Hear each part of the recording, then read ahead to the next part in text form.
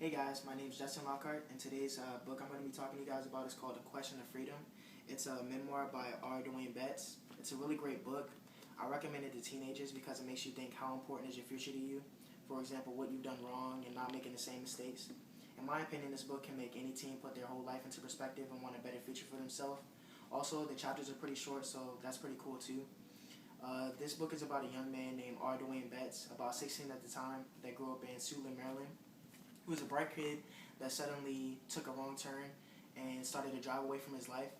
30 minutes of his life in Springfield, Virginia changed his entire world.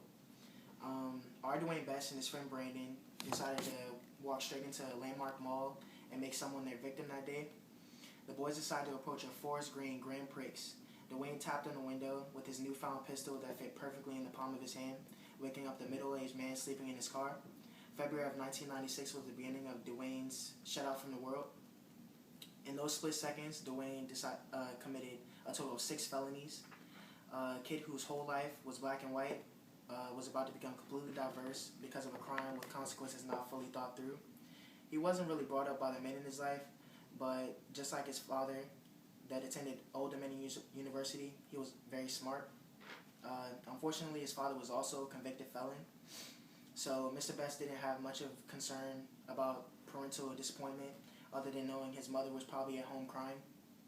Unlike other teenagers, when they've done something wrong, he understood the mistake that he had made and how serious the situation was.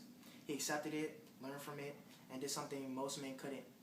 He was in a dark place in his life, having to cope with this ridiculous lifestyle as a kid, being sentenced to prison at 16 years old, witnessing someone being murdered and nothing being done about it, knowing he wasn't safe because the people guarding him could turn on you as quick as they wanted to and break you.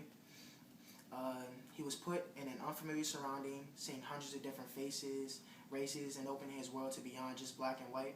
And most of all, he became a man, expanded his mind, and left prison determined not to just be an addition to a percentage of uneducated black men behind bars. He immediately applied to Howard University and was in reaching distance of a full scholarship with the fatal question, have you ever been convicted of a felony? He was told it wouldn't matter, but never got a call back.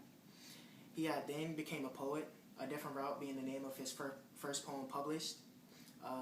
He then attended Prince George's Community College and later met his soon-to-be wife, named Cerise, at a bookstore in Bowie, Maryland, that had also attended Prince George's Community College. Mr. Betts had an internship at the Atlantic, which led him to receiving an academic excellence scholarship from the University of Maryland.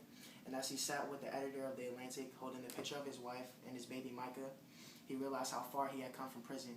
And at that point, in me reading the book, I realized that Mr. Betts was a perfect example of a man completely losing his life, but with ambition, a strong mindset, and a thirst for a great future, you can regain it and still become the person that you believe yourself to be. I hope you guys enjoy my description of the book, and it's really great to read, and thank you.